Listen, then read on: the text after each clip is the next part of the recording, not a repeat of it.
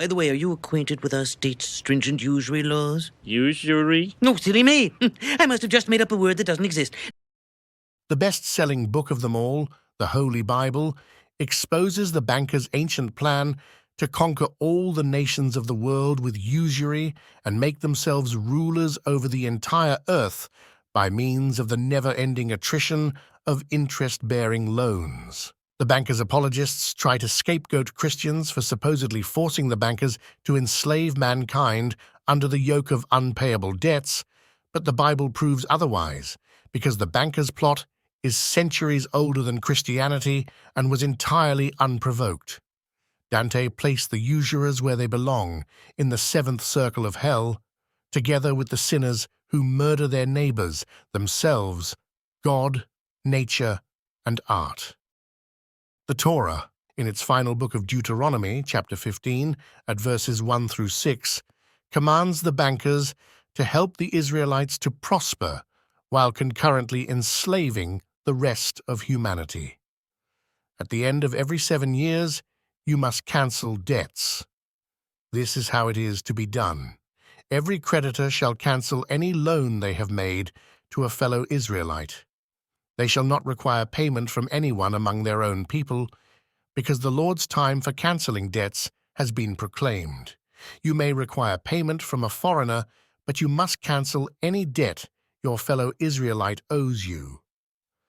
However, there need be no poor people among you, for in the land the Lord your God is giving you to possess as your inheritance, he will richly bless you if only you fully obey the Lord your God and are careful to follow all these commands I am giving you today.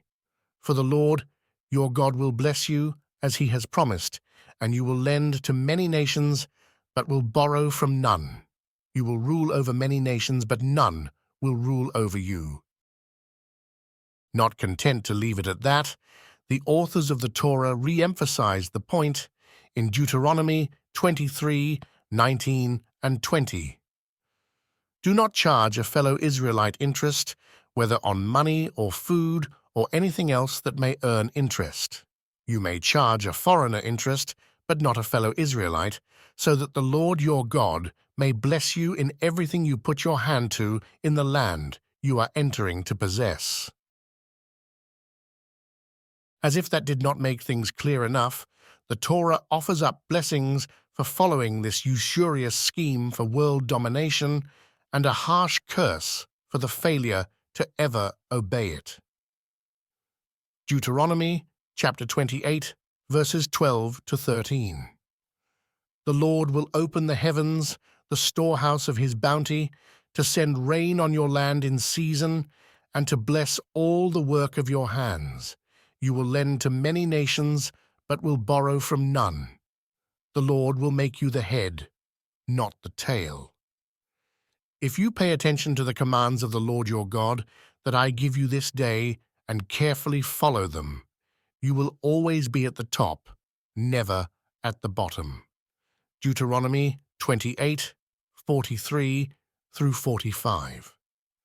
The foreigners who reside among you will rise above you higher and higher, but you will sink lower and lower. They will lend to you, but you will not lend to them. They will be the head, but you will be the tail. All these curses will come on you. They will pursue you and overtake you until you are destroyed, because you did not obey the Lord your God and observe the commands and decrees he gave you. The bankers have clearly chosen to obey and rule.